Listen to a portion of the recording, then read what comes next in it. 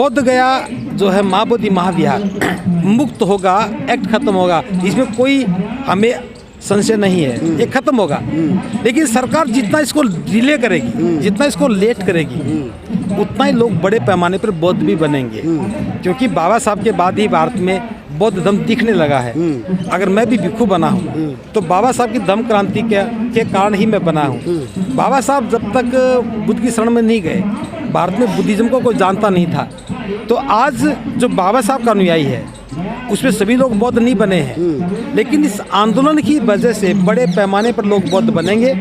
तो जितना आंदोलन लंबा चलेगा, भारत में बौद्ध बनने का सिलसिला उतना ज़्यादा होगा और इस आंदोलन को और ज़्यादा मजबूती मिलेगी। आज भले ही ग्रामीण क्षेत्र में कम लोग जान रहे हैं, लेकिन जल्दी ही ये हवा, ये आंदोलनकर्ता गांव-गांव जाएंगे, उनको बताएंगे, तो निश्चित रूप से एक बहुत बड़ा व्यापक स्वरूप लेगा। अभी जो बताया जा रहा है कि अंदर जो 8 लोग होते हैं पुजारी के रूप में, उसमें 4 बौद्ध भिक्षु और 4 हिंदू हैं, तो आपकी मांग ये है कि उन चारों को भी हटा करके पूर्णतः बौद्धों का कब्जा होना चाहिए? देखो, मांग 4 लोगों को हटाने की नहीं है। मांग तो भारत के संविधान का सम्मान करने की है। भारत का संविधान प्रत्येक धर्म को स्वतंत्रता देता है, तो बौद्धों के साथ ये अन्याय क्यों हो रहा है? भारत में 26 जनवरी 1950 को जब संविधान लागू हुआ तो उस दिन पिछले सारे एक्ट निरस्त हो गए थे, तो ये एक्ट क्यों बचा हुआ है? सभी को मालूम है कि बौद्धों की विरासत है, तो दूसरे धर्म के लोग किस बात की पूजा करते हैं? वहाँ ध्यान साधना होती थी, अब घंटी बजने लगी हैं। वहाँ लोग शांति के लिए जाते थे, वहाँ पिंडदान होता दिखता है। तो वहाँ बुद्ध की मूर्तियों को खंडित किया जा रहा है, उनका स्वरूप बदला जा रहा है, भ्रमित दृष्टिकोण लोगों में पैदा किया जा रहा है। तो ये तो विरासत को खत्म करने की षड्यंत्र है। तो हमारी मांग जो है वो सिर्फ यही है कि वो एक्ट खत्म होना चाहिए और महाबोधि महाविहार का प्रबंधन बौद्धों को दिया जाना चाहिए। उसमें कितने हिंदू कितने बौद्ध ये विषय ही नहीं है भाई। जब दूसरे धर्म के लोग बौद्धों के विहार में क्या करेंगे? त्रिशरण वो नहीं बोलते, पंचशील वो नहीं बोलते, बुद्ध वंदना वो नहीं करते, तो वो अपनी आरती वहाँ क्यों उतार रहे हैं? ऐसे तो फिर हर धर्म के दूसरे धर्म के लोगों में जाकर के मंदिरों में जाकर के करने लगेंगे तो अव्यवस्था हो जाएगी। तो भारत में सभी धर्मों का सम्मान मिलता है और संविधान सबको संरक्षण देता है। हम बौद्ध लोग हैं, हमें भी अपना अधिकार मिलना चाहिए। और जो पहले गलतियां हुई हैं, जो गलत एक्ट बना है, इस गलती को सुधारते हुए बिहार सरकार को भी संशोधन करना चाहिए, एक्ट निरस्त करना चाहिए। और केंद्र सरकार की जो भूमिका है वो अपनी भूमिका निभाए और सुप्रीम कोर्ट की जो भूमिका है वो अपनी भूमिका निभाए।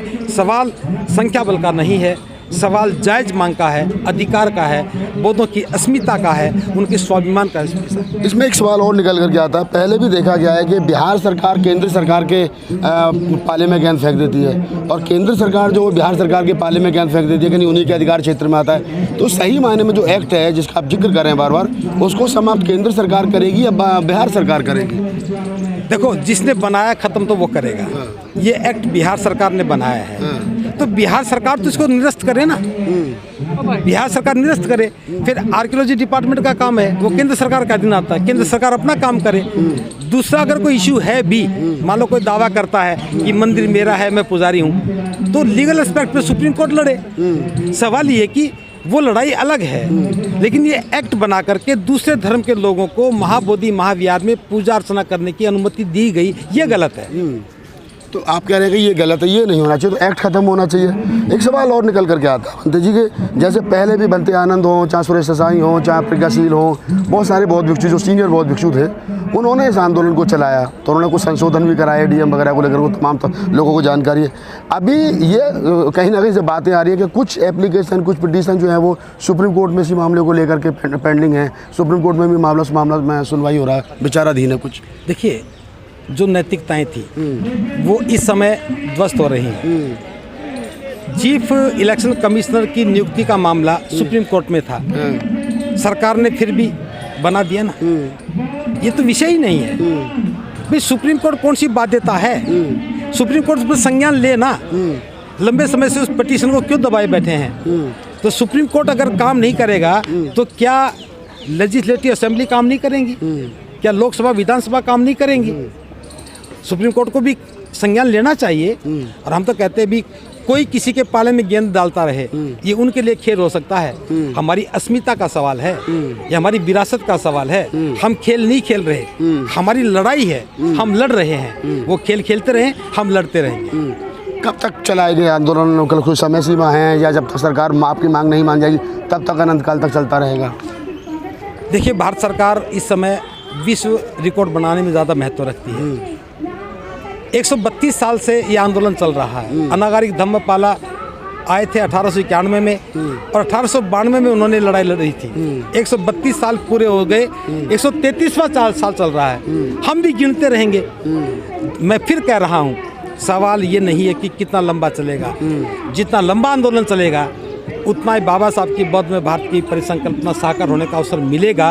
जो लोग अभी तक बुद्ध को नहीं जान रहे थे वो जानने लगे हैं। अभी तक जो लोग नहीं कहते थे कि बुद्ध वो विरासत हमारी है, आज कहने लगे हैं। जैसे मैं अब बता रहा हूँ, मैं बौद्ध भिक्खु हूँ। पिछला जब आंदोलन चला तो मैं बौद्ध भिक्खु नहीं था, मैं छात्र था।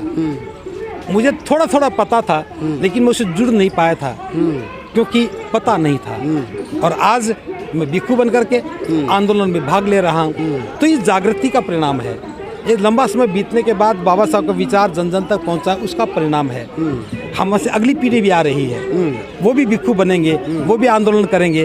और ये मुद्दा जब तक बीटी एक्ट खत्म नहीं हो जाता और महाबोधि महाविहार का नियंत्रण बौद्धों के पास नहीं आ जाता, तब तक जारी रहेगा। कितना समय लगे इसकी कोई बात नहीं। हम ना थकने वाले हैं और ना हारने वाले हैं और ना हम समय सीमा लेके बैठे हैं। देखिए, इस समय आंदोलन सही दिशा में है। यद्यपि इस आंदोलन को 132 वर्ष हो गए हैं, लेकिन लंबे समय के बाद ये तीसरी बार जो आंदोलन शुरू हुआ है, इसमें सबसे अच्छी बात ये है कि भिक्खु धरने पर बैठे हैं और देश के भिन्न भिन्न कोने से, अलग अलग राज्यों से हर रोज़ सैकड़ों लोग आते हैं, धरने में बैठते हैं, समर्थन देते हैं। दूसरी बात ये कि सोशल मीडिया का ज़माना है, ये विचार आज जन जन तक पहुंच गया है। और इस विचार के जन जन तक पहुंचने का परिणाम ये हुआ कि पूरे देश में ज्ञापन दिए गए हैं, पूरे देश में प्रदर्शन हो रहे हैं और जन जागृति बड़े पैमाने पर हो गई है।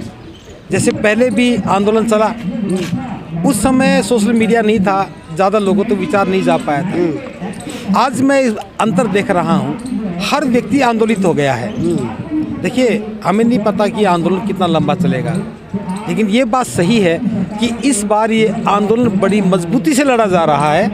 और अभी तो 1 महीना ही हुआ है, 1 महीना 2 दिन हो गए हैं और आंदोलन तो लंबा चलेगा, इसमें कोई शक नहीं है। लेकिन जिस प्रकार से लोगों का समर्थन मिल रहा है, जिस प्रकार से जन समर्थन में लोगों की भागीदारी बनी है, ज्ञापन दिए जा रहे हैं, जैसे आज भी दिल्ली में प्रदर्शन हो रहा है, तो ये बता रही है कि आज इस आंदोलन की बहुत सख्त ज़रूरत थी और सही नेतृत्व तो इस समय देश को मिला है, बौद्धों को मिला है।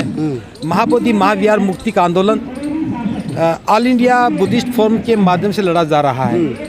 आकाश लामा जी उसका नेतृत्व दे रहे हैं, भंते प्रज्ञाशील महाथेरो जी हैं और भंते सुनीत पाल जी हैं, भंते करुणाकर हैं, ये बहुत सारे भिक्खु हैं, बिनाचार्य जी हैं। ये सभी लोग मिलकर के उस आंदोलन को लीड कर रहे हैं। और ये इतना ही नहीं, मैं एक और बताना चाह रहा हूँ, अब ये बुद्धिस्ट फोरम है, ऑल इंडिया भिक्खु लामा फोरम भी बन रहा है, जो इसी फोरम के साथ मिलके इसी के अंदर काम करेगा। तो देश के सारे भिक्खु लामा लामबद्ध हो रहे हैं, वो सारे मिलकर के आंदोलन का नेतृत्व कर रहे हैं। सबसे अच्छी बात है कि जैसे पिछली बार जब हुआ तो उसमें नॉर्थ ईस्ट शामिल नहीं था। इस बार मैं चूँकि वहाँ रह के आया हूँ, मैंने देखा है हिमालयन रीजन से भी, जैसे दार्जिलिंग से, त्रिपुरा से, सिक्किम से और यहाँ ये लद्दाख से बड़ी संख्या में लोग आ रहे हैं और लामा भी वहाँ धरने में भागीदार बन रहे हैं। तो इस बार ताकत कई गुना ज़्यादा हो गई है। एक सवाल जो है वो निकल कर आम जनमानस तक, जो गांव देहात में आदमी रह रहा है, उसको अभी तक यही नहीं पता है कि आखिरकार लड़ाई किस बात की है, ब्राह्मणों ने कैसे कब्जा कर लिया, कितना कब्जा है, क्या है, पूरा थोड़ा सा अगर आप इसको ब्रीफ कर सकें। देखिए, इसमें कोई शक नहीं कि ग्रामीण स्तर पर जब हम जाते हैं लोग इस विचार से अनभिज्ञ हैं, लेकिन मैं तो कामना करता हूँ ये आंदोलन जितना लंबा चलेगा उतना जन जागृति ज़्यादा होगी।